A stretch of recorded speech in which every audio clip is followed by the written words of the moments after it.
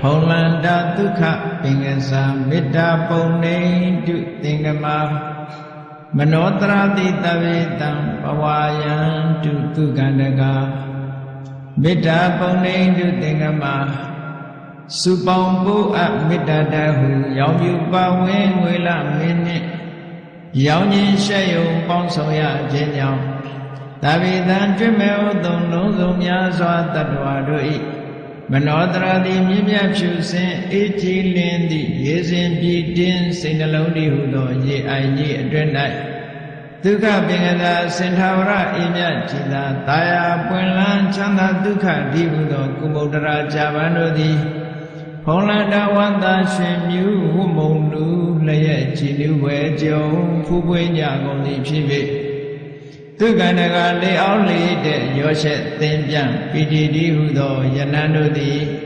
ဘဝယံတုကောင်းစွာမဲ့သွေကြိုင်လိုက်၍နေကြပါစေကုန်သတည်း